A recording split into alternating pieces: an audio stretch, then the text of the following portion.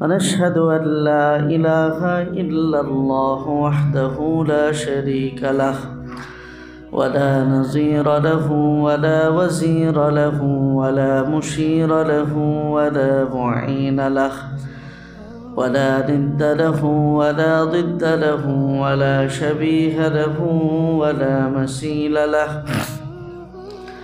ولا مثل له ولا مثال له ولا قبل له ولا بعد له ولا فوق له ولا تحت له ولا بداية له ولا نهاية له ونشهد أن سيدنا وسندنا وحبيبنا وحبيب ربنا وطبيبنا وطبيب قلوبنا وأعظمنا وأكرمنا وأعزنا وأجلنا ومأوانا وملجانا ومولانا محمدا عبده ورسوله وصفيه وخليله الذي أرسل إلى الناس كافة بشيرا ونذيرا وداعيا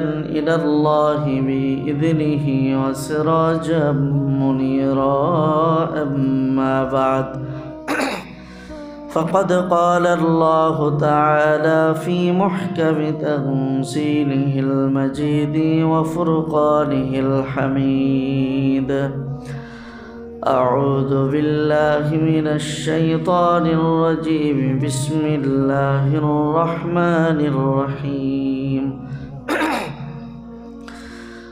إذا جاء أجلهم لا يستأخرون ساعة ولا يستقدمون صدق الله مولانا العظيم وصدق رسوله النبي الكريم ونحن على ذلك لمن الشاهدين والشاكرين والحمد لله رب العالمين الحمد لله আল্লাহ পাকের শুকর যে মহান মনি পবিত্র জুমায় তার ঘরে আসবার তৌফিক দান করেছেন। জবান খুলে শুকর আদায় করি আলহামদুলিল্লাহ। মুহতারাম হাজিরিন, কুরআন কারীমের মধ্যে আল্লাহ পাক রব্বুল আলামিন মানুষের মৃত্যুর ব্যাপারে দুটি শব্দ ব্যবহার করেছেন। কোথাও মৃত্যুর কথা বলতে গিয়ে আল্লাহ পাক মউত শব্দ ব্যবহার করেছেন, আবার কোথাও মৃত্যুর কথা বলতে গিয়ে ইয়াকিন শব্দ ব্যবহার করেছেন। মউত এটা আরবি শব্দ, এর বাংলা অর্থ যেমন মৃত্যু, ঠিক কোরআন কারীমে আল্লাহ পাক ইয়াকিন শব্দ ব্যবহার করেছেন। এই শব্দের বাংলা অর্থ মৃত্যুকেই বোঝানো হয়েছে। কারণ ইয়াকিন শব্দের অর্থ আমরা বলি যেটা সুনিশ্চিত, যে ব্যাপারে কোনো সন্দেহ নাই। তো মৃত্যু মানব জীবনে এমন এক সুনিশ্চিত বিষয় যেই ব্যাপারে কোনো সন্দেহ নাই। এ কারণে আল্লাহ পাক মৃত্যুকে ইয়াকিন শব্দ দ্বারাও কোরআনে কারীমে উল্লেখ করেছেন। তার মানে মৃত্যু এটা সুনিশ্চিত অবধারিত বিষয়, এটার থেকে বাঁচবার কোনো উপায় আল্লাহ পাক রব্বুল আলামিন কারোর জন্য রাখেন নাই। যত মাখলুক এই পৃথিবীর জমিনে অথবা ঊর্ধ্ব জগতে আল্লাহ পাক সৃষ্টি করেছেন, স্রষ্টা ব্যতীত মাখলুক পরিচয়ে যা কিছু আছে সমস্ত মাখলুককেই এই মৃত্যুর মুখোমুখি হতে হবে। এমনকি যার মাধ্যমে আল্লাহ পাক রব্বুল আলামিন কিয়ামত পর্যন্ত সমস্ত মাখলুকের মৃত্যু ঘটাবেন, সেই মালাকুল মউত আজরাইল পর্যন্ত মৃত্যুর হাত থেকে রেহাই পাবে না। হাদিসের মধ্যে আল্লাহর নবী ইরশাদ করেন যে যখন সব মানুষের মৃত্যু হয়ে যাবে, পুরা পৃথিবীর মধ্যে কিয়ামত কায়েম হয়ে যাবে, আল্লাহ পাক রব্বুল আলামিন তখন আজরাইলকে ডেকে জিজ্ঞাসা করবেন যে আর কে বাকি আছে? আজরাইল আলাইহিস সালাম জবাব দিবেন যে আল্লাহ, 4 ফেরেশতা, জিবরাইল, মিকাইল, ইসরাফিল, আমি আজরাইল, আর আপনার আরশ বহনকারী ফেরেশতা, এই কয়েকজন ছাড়া সবার মৃত্যু হয়েছে, আর কেউ বেঁচে নাই। আল্লাহর নবী বলেন আল্লাহ পাক তখন আজরাইলকে নির্দেশ করবেন যে একে একে জিবরাইল, মিকাইল, ইসরাফিল তাদের সকলকে মৃত্যুর আওতায় নিয়ে আসো। আল্লাহর নবী বলেন তখন আজরাইল আলাইহিস সালাম আল্লাহর কাছে অবাক হয়ে প্রশ্নই করবেন, এদেরকেও মৃত্যুর আওতায় নিয়ে আসবেন? আল্লাহ পাক একরকম ধমকই দিবেন, যা বলেছি তাই করো। তাদেরও মৃত্যু হয়ে যাবে। আবার জিজ্ঞাসা করা হবে আর আছে কে? আজরাইল আলাইহিস সালাম জবাব দিবে, এবার আছি শুধু আমি আর আরশ বহনকারী ফেরেশতা। আল্লাহ পাকের আরশ যে কয়েকজন ফেরেশতা কাঁধে, সেই ফেরেশতাদেরকেও মৃত্যু দেওয়ার কথা নির্দেশ করা হবে। আজরাইল আলাইহিস সালাম বলবে যে আল্লাহ, তাদের মৃত্যু দিয়ে দিলে আপনার আরশ বহন করবে কি? আল্লাহ পাক আবারও ধমক দিবেন, ওইটা নিয়ে তোমার চিন্তা করার দরকার নাই, তোমাকে যা বলেছি তুমি তা করো। আরশ বহনকারী ফেরেশতাদেরও মৃত্যু হয়ে যাবে। আল্লাহ পাক জিজ্ঞেস করবেন এবার বাকি আছে কি? বলবে আল্লাহ, আছেন শুধু আপনি আর আমি। আল্লাহ বলবেন ওয়ায়াবকা ওয়াজহু রাব্বিকা যুল জালালি ওয়াল ইকরাম,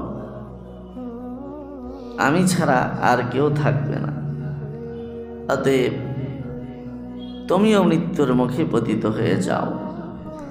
আজরাইল আলাইহিস সালামও মৃত্যুবরণ করবেন। তার মানে মাখলুক পরিচয়ে যা কিছু আছে সমস্ত মাখলুককেই এই মৃত্যুর মুখোমুখি হতেই হবে। এ কারণে মৃত্যুকে ভয় পায় না, মৃত্যুকে স্বীকার করে না এমন কোনো মানুষ তো দূরের কথা, এমন কোনো মাখলুকও নাই। মশা, এই মশাও মৃত্যুকে ভয় করে। আপনি যদি কয়েল জ্বালান সাথে সাথে ওইখান থেকে সে ভেগে যায়, অ্যারোসল মারেন সেখান থেকে সে ভেগে যায়। ওরে থাপ্পড় দেওয়ার জন্য আপনি ওর পিছনে ঘুরতে থাকেন, দেখেন আপনারা কেমনে ঘোরায়, কারণ সেও মরণকে বিশ্বাস করে, সেও মরণকে ভয় করে। তো মৃত্যু সকলের জন্যই নির্ধারিত এবং অবধারিত। এই যে নির্ধারিত শব্দটি বললাম,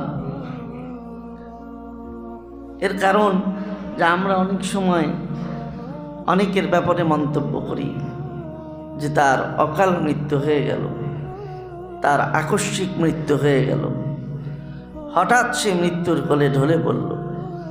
এটা আমাদের কাছে তার মৃত্যুটা হঠাৎ, আমাদের কাছে তার মৃত্যুটা আকস্মিক, আমাদের কাছে তার মৃত্যুটা অকাল হতে পারে। কিন্তু কোরআনের ভাষায় আল্লাহর কাছে কারো মৃত্যুই অকাল মৃত্যু না, কারো মৃত্যুই আকস্মিক হঠাৎ মৃত্যু না, বরং আল্লাহ পাক বলেন ইদা জাআ আজালুহুম, প্রত্যেকের জন্য একটা নির্ধারিত মেয়াদ আছে। এই মেয়াদ যখন আসবে তখনই তার মরণ হবে। মেয়াদ আসার আগে, ওই নির্ধারিত সময় আসার আগে কারো মরণ হবে না। আমি আল্লাহ পাক যার হায়াতের যে মেয়াদ নির্ধারণ করে রেখেছি, সেই মেয়াদেই তার মরণ হবে। এজন্য প্রত্যেকের যে অবস্থায় মরণ আসুক, কারো মৃত্যুই হঠাৎ না, কারো মৃত্যুই আকস্মিক মৃত্যু না, প্রত্যেকের মৃত্যুই নির্ধারিত সময়ের মৃত্যু। যেহেতু মরণের সময়টাকে গোপন রাখা হয়েছে, নির্ধারিত সময় তো অবশ্যই আছে। আমি আপনি যারা এই মজলিসে বসে আছি, এমন কেউ নাই যার মৃত্যুর সময় নির্ধারিত নাই। কিন্তু মৃত্যুর সময়টা যে কখনকার জন্য নির্ধারিত, এটাকে আল্লাহ পাক গোপন রেখেছেন। এটা আল্লাহ পাক প্রকাশ করেন নাই। এ কারণে মুমিনের জীবনের প্রতিটা মুহূর্তই হলো এমন যে সে এটাকে মৃত্যুর মুখোমুখি হওয়ার হায়াতের শেষ সময় মনে করবে। যে নামাজে দাঁড়াবে, সে মনে করবে যে এটাই আমার জিন্দেগির শেষ নামাজ। সে যখন রোজা রাখা শুরু করবে, সেটা হতে পারে ক্যালেন্ডারের তারিখে পয়লা রোজা, পহেলা রমজান, কিন্তু তার হৃদয়ের অনুভূতি থাকবে এটা ক্যালেন্ডারের সূচি অনুযায়ী পহেলা রমজান হতে পারে, কিন্তু আমার দৃষ্টিকোণ থেকে মনোভাব থাকতে হবে এমন যে এটা আমার জিন্দেগির শেষ রমজান, এটা আমার জিন্দেগির আখেরি রোজা। এটাই ইসলাম আমাদেরকে শিক্ষা দিয়েছে। নবী আলাইহিস সালাম এ কারণেই মৃত্যুর ব্যাপারে এতটাই শঙ্কিত থাকতেন যে হাদিসের মধ্যে এসেছে যে নবী আলাইহিস সালাম তিনি ইস্তেঞ্জা করলেন, ইস্তেঞ্জাখানার থেকে বের হয়ে একটু দূরে ওযুর ব্যবস্থা, তো নবী ইস্তেঞ্জা থেকে বের হয়ে ওইখানে দাঁড়িয়ে তিনি দুই হাতে মাটিতে হাত রেখে তায়াম্মুম সেরে নিলেন।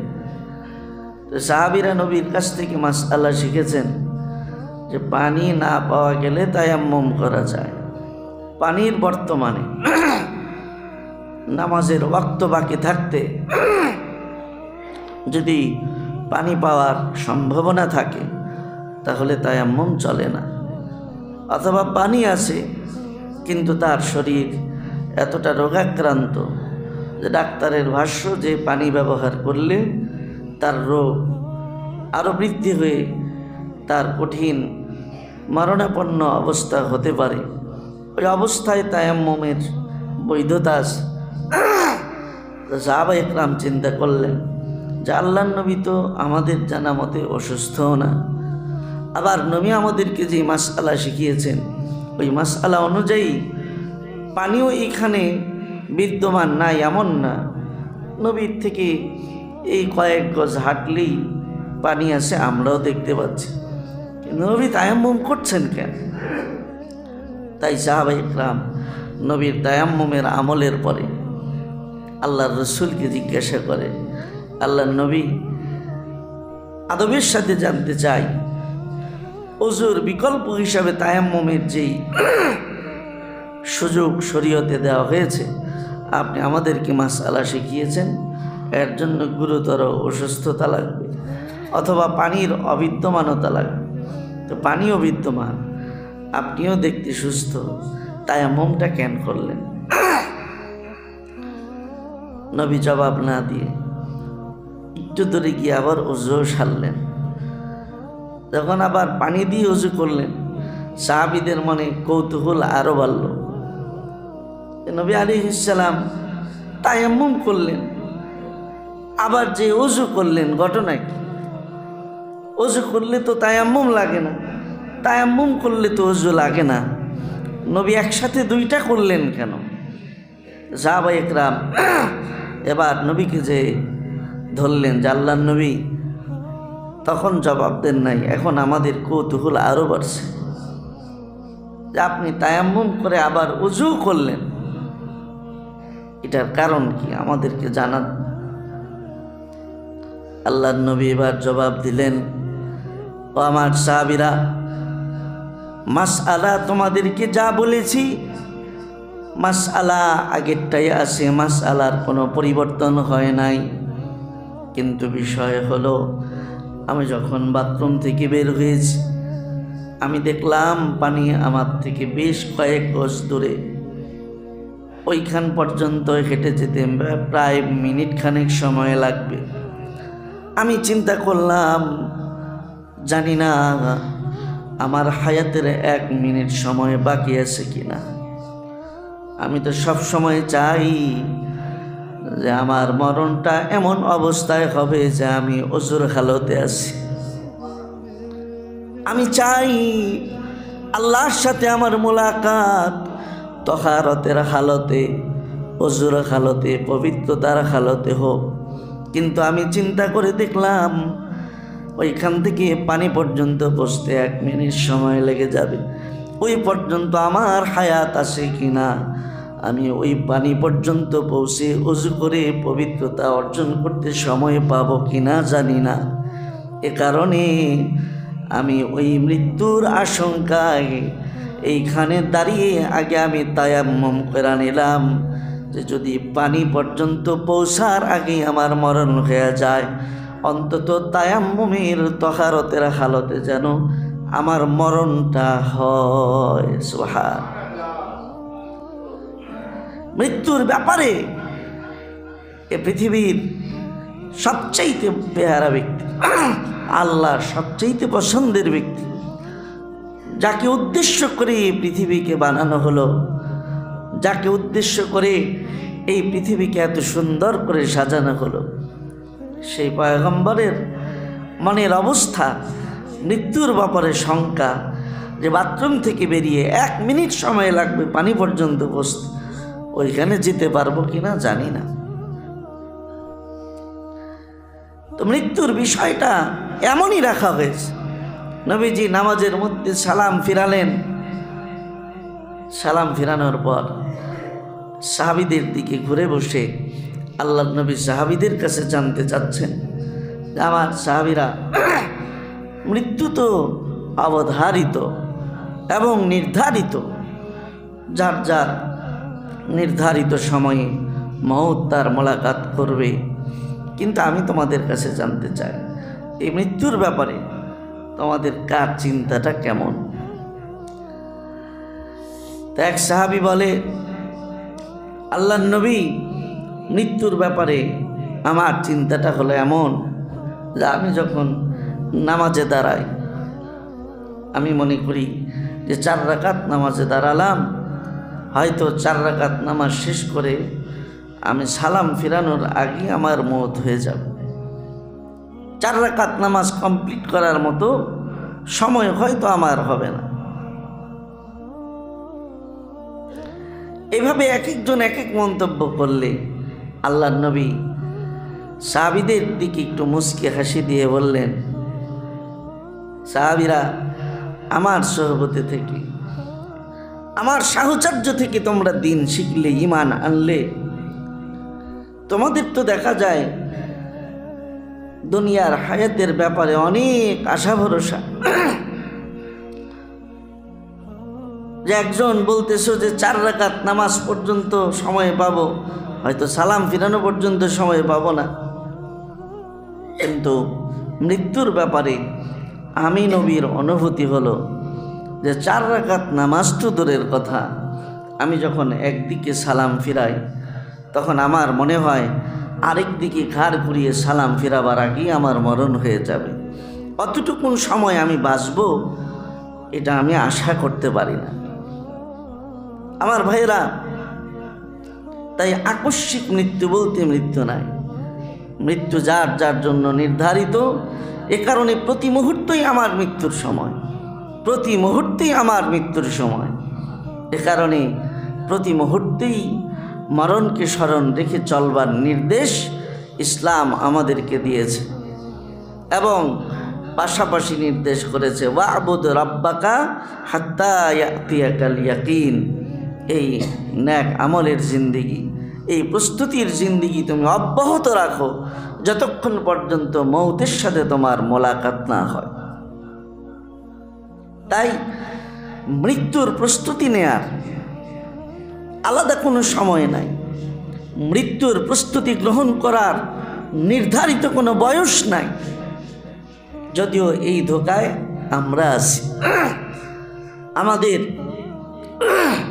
মৌতের প্রস্তুতির জন্য আমরা অনেকে বার্ধক্যের সময়টাকে রেখে দিই, অথবা ব্যবসা বাণিজ্য চাকরি বাকরি থেকে অবসর হওয়ার সময়টাকে নির্ধারণ করে রেখে দিই। আবার অনেকে আমার সন্তানদেরকে মানুষ করে তারপরে তাদের বিয়ে শাদী দিয়ে এরপরে আমি চিন্তা করি যে আমি এখন থেকে মৌতের প্রস্তুতি নিব। কিন্তু আমার ভাইয়েরা, এ কথা তো চিরসত্য কথা। এ কথা অতি সহজে জানার কথা যে আসার সিরিয়াল থাকলেও যাওয়ার কোনো সিরিয়াল নাই। আসার সিরিয়াল থাকলেও যাওয়ার সিরিয়াল নাই। আসার নিয়ম আছে, যাওয়ার কোনো নিয়ম নাই। তো আপনি প্রস্তুতির জন্য যেই সময় নির্ধারণ করলেন ওই সময় পর্যন্ত আপনি আমি বেঁচে থাকব, এর কোনো গ্যারান্টি তো আল্লাহ তাআলা আমাকে আপনাকে দেন নাই। এজন্য প্রস্তুতির সময় যদি এখন বুঝে থাকি তো এখন থেকে, এখন বুঝলাম তো এখন থেকেই প্রস্তুতির সময়। এতদিন গাফলতিতে কাটিয়েছে, এখন থেকে আর না। এটা যদি প্রতিজ্ঞা নিতে পারি তাহলে প্রস্তুতির হালতে, ইবাদতের হালতে, আল্লাহর পছন্দের হালতে মৃত্যুবরণ করা সম্ভব। আশা আছে, গ্যারান্টি নাই, আশা আছে। আমার ভাইয়েরা, এই কারণে আপনাদেরকে ঘটনা তো শুনিয়েছি, আবারও স্মরণ করানো, একই কথা বারবার স্মরণ করানো যে আমাদের পূর্বসূরীরা তাদের হায়াতটাকে এভাবে প্রস্তুতির মধ্যে কাটিয়েছে যে তাদেরকে প্রশ্ন করা হয়েছে যে আপনার জীবনের শেষ 3 দিন সময় যদি আজরাইল থেকে খবর পান তো কীভাবে কাটাবেন, যে 3 দিন পরে মরে যাবেন এমন সংবাদ যদি পানও কোনোভাবে, কিভাবে কাটাবেন? জবাব দিলেন যে বিগত 30 বছরের জিন্দিগি যেভাবে কাটছে, 3 দিন হায়াত আসে জানতে পারলেও ওইভাবেই কাটবে। কেন পরিবর্তন হবে না? বলে না, পরিবর্তনের কি আছে? পরিবর্তনের কিছু থাকবে না মানে কি? শেষ 3টা দিন আপনি একটু আমল, প্রস্তুতি, ইবাদত বন্দিগি, গুনাহ ছাড়া ইবাদত বন্দিগিতে বেশি রত থাকে, এর মধ্যে আপনি এরকম একটা সময় কাটাবেন না? উনি বললেন, ভাইরে এরকম সময় তো 30 বছর যাবৎ কাটাইতেছে। কারণ আমি জানি যে মৌতের নির্ধারিত কোনো সময় নাই। তাও কথার কথা উনি তাকে জবাব দিলেন যে ভাই 3 দিন আয়াত আছে যদি জানতে পারি তাও তো 3 দিনের গ্যারান্টি পেলাম, কিন্তু আমি তো জানি যে 3 দিন কেন 3 সেকেন্ডেরও হায়াতের কোনো গ্যারান্টি নাই, 1 মিনিটের নাই ভরসা। অতএব 30 বছর যেভাবে কাটিয়েছি 3 দিন ওইভাবেই কাটবে। আমার আপনার জিন্দিগির সময়গুলো, এই গল্প তো হয়তো অনেক শুনেছি, ঘটনা হয়তো অনেক শুনেছি, কিন্তু এই ঘটনার ওপর আমি আপনি বক্তা শ্রোতা আমল কদ্দুর করতে পারছি, সেই অনুযায়ী নিজের জীবনের মরণের প্রস্তুতি কতটুকু নিতে পেরেছি সেটা বোঝার বিষয়। আমার ভাইয়েরা, যদি প্রস্তুতি ছাড়া মরণ হয়, আল্লাহ না করুক যদি কারো প্রস্তুতি ছাড়া মরণ হয়, তাহলে তার কবর জগৎ থেকে নিয়ে বা তারও আগে একদম জান কবজ করা থেকে নিয়ে পরকালীন অনন্তকালের জিন্দেগির এই লম্বা সময় কতটা কঠিনভাবে, কতটা ভয়ঙ্করভাবে, কতটা বিভৎস দৃশ্যে কাটবে সেটা কল্পনা করার মতো হৃদয় আল্লাহ তাআলা আমাদেরকে দেন নাই। আমরা যদ্দূর কল্পনা করতে পারবো এটা পরকালীন জিন্দেগির ভয়াবহতার তুলনায় হাজার হাজার কোটি ভাগের এক ভাগও না।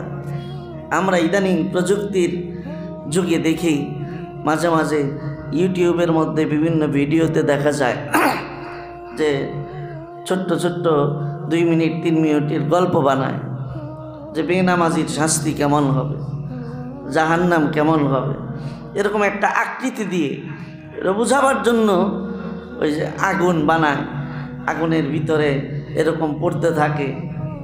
তা আমি আমার ব্যক্তিগত অনুভূতি এরকম 2-4টা যেগুলো চোখে পড়ছে এ পর্যন্ত, তারা দুনিয়ার মানুষ তাদের চিন্তা থেকে জাহান্নামের আগুনের রূপটা কেমন হতে পারে এরকম একটা চিত্র তারা তৈরি করে যে ভিডিও বানিয়ে ছাড়ছে।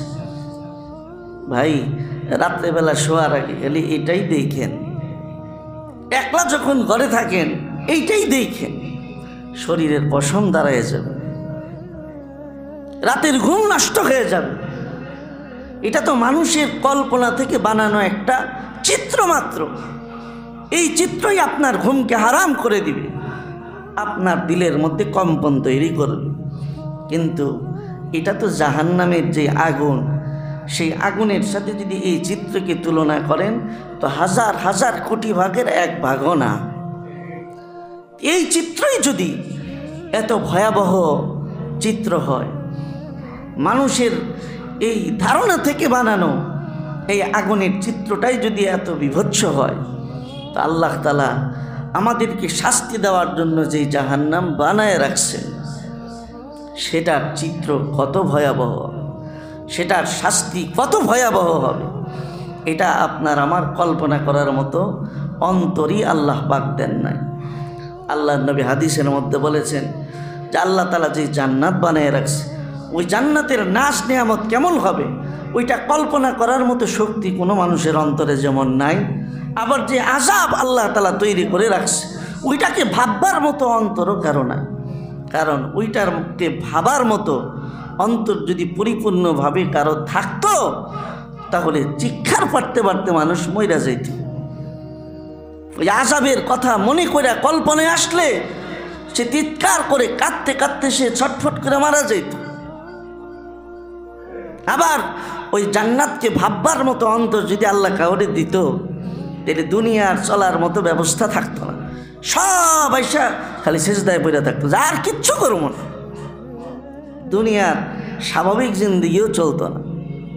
এ কারণে একদিকে যেমন জান্নাতের প্রকৃত সুখ কেমন হবে ওইটা বুঝবার মতো প্রকৃত অন্তর আল্লাহ তাআলা দেন নাই, আবার প্রকৃত আযাব ওইটাকে ভাববার মতো প্রকৃত কল্পনাও আল্লাহ তাআলা আমাদেরকে দেন নাই।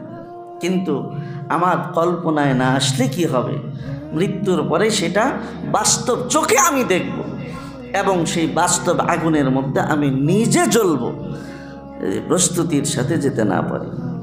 আমার ভাইয়েরা, আপনারা হাদিসের মধ্যে শুনেছেন যে আল্লাহর নবীর একজন সাহাবী হযরত সাদ বিন মুআজ রাদিয়াল্লাহু আনহু ইহতাজ্জা আরশুর রহমান, আল্লাহর নবী বলেন যে তার মৃত্যুর কথা শুনে আল্লাহ পাকের আরশ পর্যন্ত তার বিয়োগ ব্যথায় কেঁপে উঠেছিল। মানে তার আরশ কেঁপে উঠেছিল, মানে এটা আরশের কান্না ছিল। সাদ বিন মুআজের মতো আল্লাহর এত পেয়ারা বান্দা মৃত্যু হয়ে গেল, ওই মৃত্যুর খবর শুনে আল্লাহর আরশ পর্যন্ত থরথর করে কেঁপেছিল, মানে সেও কেঁদেছিল, আল্লাহর আরশেরও কান্না পেয়েছিল। কেমন জীবন তিনি গঠন করে গেছেন, যার মরণে আল্লাহর আরশও কাঁদে। কেমন প্রস্তুতির জীবন নিয়ে তিনি দুনিয়া থেকে বিদায় নিয়েছিলেন। কিন্তু আমার ভাই, হাদিসের মধ্যে আরেকটা ঘটনা শুনলে হৃদয়ের মধ্যে আরো কাঁপন ধরবে। যেই সাদ বিন মুআজ রাদিয়াল্লাহু আনহুর মৃত্যুতে আল্লাহর আরশ কেঁপেছিল, যে সাদ বিন মুআজ রাদিয়াল্লাহু আনহুর জানাজায় শরীক হওয়ার জন্য আসমান থেকে ৭০,০০০ ফেরেশতা এসেছিল জানাজা পড়ার জন্য। আল্লাহ রসুল যখন সাদ বিন মুআজ রাদিয়াল্লাহু আনহুর জানাজায় শরীক হওয়ার জন্য ময়দানে যাচ্ছিলেন, তিনি হামাগুড়ি দিয়ে দিয়ে যাচ্ছিলেন, পা ফেলে যান নাই। তো সাহাবীরা জিজ্ঞেস করল, ইয়া রাসূলুল্লাহ, আপনি হামাগুড়ি দিয়ে যাচ্ছেন কেন? আপনার পায়ে কি সমস্যা? বলে, পায়ে সমস্যা না, তোমরা দেখতে পাও না, কিন্তু আমি নবুয়তের চোখ দিয়ে দেখতে পাচ্ছি, পুরা ময়দান আল্লাহর ফেরেশতা দিয়ে ভরে গেছে। সাদ বিন মুআজের জানাজা পড়ার জন্য পুরা ময়দান ভরে গেছে, হাঁটার জায়গা নাই। আমি চিন্তা করতেছি, যদি আমি হেঁটে হেঁটে যাই, যদি কোনো ফেরেশতার গায়ে পা লেগে যায়, তা আল্লাহর এই সম্মানিত ফেরেশতা, সম্মানিত এই মাখলুকের সাথে এটা কেমন অশোভনীয় আচরণ হয়ে যায় না? তাই সাবধানতায় আমি পা না ফেলে হামাগুড়ি দিয়ে যাচ্ছি। সুবহানাল্লাহ। যার জানা যায় এত ফেরেশতার আগমন, সেই সাদ বিন মুআজ রাদিয়াল্লাহু আনহু ইন্তেকাল করলেন। তার লাশটা যখন কবরে রাখা হয়েছে, আল্লাহর নবী পরের দিন তার কবর জিয়ারত করার জন্য গেলেন। কবরের পাশ দিয়ে যখন যাচ্ছেন, আল্লাহর নবী সাথে সাহাবীরা ছিল, সেই কবরের সামনে দাঁড়িয়ে আল্লাহর রসুল চিৎকার করে তাকবীর দেওয়া শুরু করলেন, সুবহানাল্লাহ, আলহামদুলিল্লাহ, লা ইলাহা ইল্লাল্লাহ, আল্লাহু আকবার। এভাবে তিনি তাকবীর দিতে শুরু করলেন, তাও চিৎকার করে করে। আল্লাহর নবী যখন তাকবীর দেওয়া থেকে বেশ কিছুক্ষণ পরে শান্ত হয়ে থামলেন, সাহাবীরা জিজ্ঞেস করে, ওগো আল্লাহর নবী, ইতিপূর্বে কত কবর জিয়ারত করলেন, কত কবরস্থানের পাশ দিয়ে, কত কবরবাসীর সামনে দিয়ে আপনি অতিক্রম করলেন, কিন্তু আমাদের জানা মতে আজও পর্যন্ত এমন কোনো আচরণ আপনার থেকে দেখতে পাই নাই যে কবরের সামনে দাঁড়ায় আপনি এমন চিৎকার করে তাকবীর দিয়েছেন। ওগো আল্লাহর নবী, কেন আপনি সাদের কবরের সামনে দাঁড়ায়া এমন চিৎকার করে সুবহানাল্লাহ, আলহামদুলিল্লাহ বলে তাকবীর দিলেন? আল্লাহর নবী বলে, ও আমার সাহাবীরা, তোমরা ঠিকই বলেছ, আজকের পূর্বে কোনোদিন আমি এভাবে কবরের সামনে দাঁড়ায় চিৎকার করে তাকবীর দেই নাই। আজকে তাকবীর দিয়েছি কারণ আমি যখন তার কবরের সামনে যায় দাঁড়ালাম, তখন আমি আমার নবুয়তের চোখ দিয়া দেখলাম আমার সাদের কবরের ভিতরে তার আচরণ, কবরের আচরণ তার সাথে ভালো হচ্ছে না, বরং আমি দেখলাম ৩.৫ হাত মাটির কবর, দুই পাশ দিয়া তারে খালি ডলা দিতেছে, চাপা দিতেছে, তার শরীরের হাড়গুলো গুঁড়া গুঁড়া করে ফেলতেছে। দুই পাশে থেকে কবর তাকে এমনভাবে চাপ দেয়, আর আমার এই সন্তান তুল্য সাহাবীটা কবরের মধ্যে এইভাবে করে চিৎকার করে, তার আর্তনাদ আমার কলিজায় যায় আঘাত লাগছে, আমি সহ্য করতে পারতেছিলাম না। তাই আমি এমন চিৎকার করে, এমন আওয়াজ করে আমি তাকবীর দিতেছিলাম, এ কারণে যেন আমার তাকবীরের আওয়াজ শুনে আমি নবীর উপস্থিতির উসিলায় যেন আল্লাহ তার কবরের আযাবটা বন্ধ করে দেয়। আমার ভাইরা, হযরত সাদ বিন মুআজ যার মরণে আরশ পর্যন্ত কাঁদল, যার জানাজায় আসমানের ৭০,০০০ ফেরেশতা অংশগ্রহণ করল, কত নেককার মানুষ, কত সুন্দর প্রস্তুতির জীবনই না তার ছিল, কিন্তু তারপরেও কবর তারে ভিতরের মধ্যে চাপা দেয়। কবর তার শরীরের হাড়গুলো গুঁড়া গুঁড়া করে ফেলে। তার চিৎকারে, তার আর্তনাদে নবীর কলিজা পর্যন্ত ফাইটা যায়। আল্লাহর কাছে দোয়া করে কবরের আযাব থামানো লাগে। সাদ বিন মুআজ রাদিয়াল্লাহু আনহু তার এমন প্রস্তুতির জীবনের পরেও কবর যদি তার সাথে এমন আচরণ করে, তো আমার ভাই, আমরা ফজর পড়লে জোহর পড়ি না, জোহর পড়লে আসর পড়ি না, এক জুমা পড়লে আরেক জুমা পর্যন্ত মসজিদের সাথে খবর থাকে না। এমন অনেক দুর্ভাগা মুসলমানও আছে যারা এক ঈদের নামাজ পড়া মসজিদে বিদায় দেয়, আরেক ঈদ আসা পর্যন্ত মসজিদের সাথে সাক্ষাৎ হয় না। আছে না এমন? তো তারাও তো মরবে। একটু চিন্তা করে দেখেন কবর তাদের জন্য কি অবস্থায় অপেক্ষমান।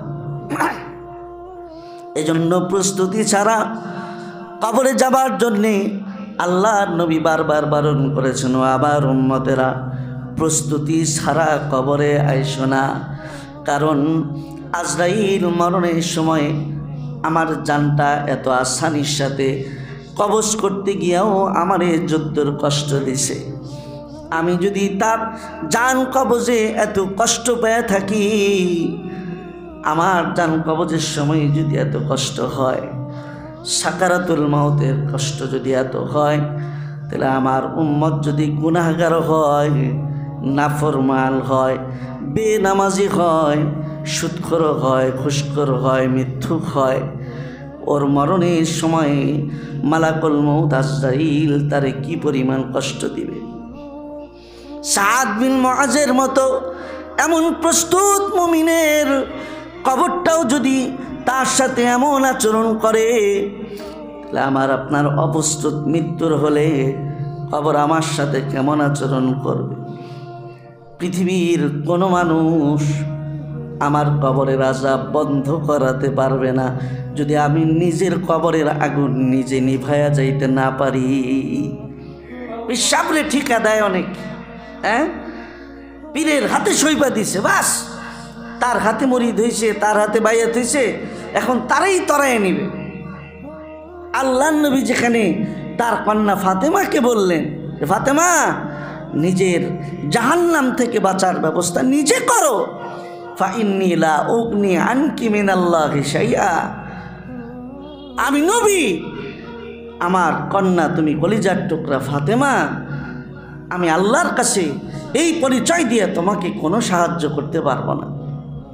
যদি তুমি নিজের আগুন নিজে নিভাইতে না পারো, তো বিশ্বাস নিভাইব কেমনে? নিজের আগুন নিজেকে নিভাতে হবে। কোনো ব্যক্তি পারবে না যদি নিজের কবরের আগুন নিজে নিভানোর ব্যবস্থা করে না চায়। আল্লাহর রসুলের সাহাবী, কিন্তু বাপটাও সাহাবী ছিল, কিন্তু মুনাফিক, আব্দুল্লাহ ইবনে উবাই ইবনে সালুল নবীকে যুদ্ধের ময়দানে আড়ালে গালি দিছে। সামনাসামনি নামাজ রোজা সব ঠিক লাগলেও নবীর ব্যাপারে মনে মনে ছিল দুশ্মনী, মুনাফিক। হযরত ফাতেমা রাদিয়াল্লাহু আনহার ব্যাপারে সে অপবাদ দিয়েছে, ও আয়েশা রাদিয়াল্লাহু আনহার ব্যাপারে। তো যখন সে মৃত্যু সজ্জায়, তার সন্তানটা নবীর প্রেমিক সাহাবী, সন্তানরে ডেকা বলে, আমার সন্তান, তুমি তো নবীর পেয়ারা সাহাবী, আমি এখন মরণ বিছানায়, যে কোনো সময় আমার জানটা চলে যাবে, আমি তোমারে ওসিয়ত করে যাই, আমি মরে গেলে নবীর কাছে যায় বলবা নবী যেন আমার জানাজার নামাজটা পড়ায়, কারণ আমি জানি আমার নবী যদি আমার জানাজার নামাজ পড়ায়, আমি যে পাপ করেছি এখন বুঝতে পারতেছি, যদি আল্লাহর নবী আমার জন্য কোনো ক্ষমার ব্যবস্থা করতে না পারে তো আমার আর উপায় নেই। সন্তান বলে, আব্বাজান, আপনার জন্য পিতা হিসেবে আমারও মায়া লাগে, কিন্তু এমন ওসিয়ত কেন করে যান যে ওসিয়তটা মরার পরে করা সম্ভব না পূরণ করা। কারণ আপনি তো ভালো করেই জানেন আপনি নবীরে গালি দিছেন, আপনি নবীর বিবিকে মিথ্যা জিনার অপবাদ দিয়েছেন, সেই নবী বুঝি আপনার জানাজা পড়াবে? সাহাবীর বাবা উবাই বলে, আমি জানি আমি অনেক বড় জালেম, আমার অপরাধ অনেক বড়, কিন্তু আমি তো নবীর সাথে চলছি, আমি এটা জানি আমার অপরাধ যত বড় হোক আমার নবীর দিলের দয়াটা তার চাইতেও বড়। তুমি সন্তান হয়ে যদি আমার জন্য তোমার নবীর কাছে অনুরোধ করো, আমার মনে হয় না নবী তোমার আবদার ফিরাইয়া দিবে। আব্দুল্লাহ ইবনে উমাই মারা গেল, সন্তান যায় আল্লাহর নবীকে বলে, ও আল্লাহর নবী, আমার বাবা মুনাফিক ছিল, আপনাকে গালি দিছে, আপনার বিবিকে জিনার অপবাদ দিয়েছে, কিন্তু আমার বাপি মৃত্যুর সময়ে কথা বলছে, আপনি যেন তার জানাজাটা পড়ান, আপনার কাছে মাপ চাই। হে নবী, আমার বাবা এই কথাও বলছে, তার অপরাধ যত বড় তার চেয়ে নাকি আপনার দয়া তত বড়। আমার আব্বার জন্য আমার মায়া হয়, আমার বিশ্বাস আপনি যদি জানাজা পড়ায়া কবরে রাখেন তো আল্লাহ তাআলা আমার বাবারে মাফ করে দিতে পারে। নবী রাজি হয়ে গেছে, জানাজা পড়াইলেন। শুধু তাই না, নিজের গায়ের জামাটা খুলে তার কাফনের সাথে পেঁচায় দিলেন, যে আমি নবীর কাপড় গায়ে থাকলে হয়তো আযাব থেকে মাপ পাব। হাদিসের মধ্যে আছে, কবরে রাখবার সময় আল্লাহর নবী তার নিজের শাহাদাত আঙ্গুলিতে দ্বারা মুখ থেকে একটু লালা নিয়া নবীজির লালা মোবারক আব্দুল্লাহ উবাইয়ের মুখের ভিতরে এইভাবে ঢুকে লাগাই দিছে, যে আমি নবীর লালা মোবারক যদি দেখে থাকে তাহলে হয়তো তার আযাবটা হবে না। এই আশায় নবীজি নিজের জামা গায়ে দেওয়া তার লালা মুবারক তার মুখের ভিতরে দিয়া তারে মাফ করে কবরে রাখছে। কিন্তু আল্লাহ তাআলা মাফ করবে তো দূরের কথা, নবীরে ধমক দিয়া আয়াত নাজিল করে বলে, ওয়ালা তুসাল্লি আলা আহাদিম মিনহুম মাতা ওয়ালা তাকুম আলা কবরি। সাবধান, যা করছেন আজকে পর্যন্তই শেষ, আর কোনোদিন এমন মুনাফিকের জানাজা আপনি পড়াবেন না। জানাজা তো দূরের কথা, কবর জিয়ারতের জন্য কোনো মুনাফিকের কবরের সামনেও দাঁড়াইতে পারবেন। আপনি নবী কেন যদি সমস্ত পয়গম্বর মিলেও তার জন্য দোয়া করে, নিজের কবরের আগুন নিজে যেহেতু নিভে যাইতে পারে না, আপনি নবীর দোয়ায়ও আমি ওর কবরের আশা বন্ধ করব না। আমার ভাইয়েরা, তাই নিজের কবরের আযাব নিজের নিভায়ে যাওয়া লাগবে। সময় এখনই, 10 বছর 20 বছর কোনো সময় নাই, এক্ষুনি শেষ হয়ে যেতে পারে। এই জন্য এখন থেকে প্রস্তুতি, এটাই আমার জিন্দগির শেষ নামাজ। এভাবে নামাজ পড়বো, এভাবে চলবো, এভাবে মানুষের সাথে লেনদেন করবো, আচার আচরণ করবো। এই চিন্তাটা যদি আমরা করতে পারি তাহলে তো সমাজে কোনো মারামারি, হানাহানি, অন্যায়, অপরাধ থাকে না, একজন আরেকজনের উপরে জুলুম ঠকানি থাকতো না। আমার ভাইয়েরা, তাই আসুন নিজের মৌতের কথা স্মরণ করে নিজের কবরের আগুন নিজে নিভায়ে যাওয়ার জন্য আমরা চেষ্টা করি। আল্লাহ ওই অনুভূতি, ওই চিন্তা আমাদের সকলকে দান করেন। আমিন। ওয়া আখিরু দাওয়ানা আনিল হামদুলিল্লাহি রাব্বিল আলামিন।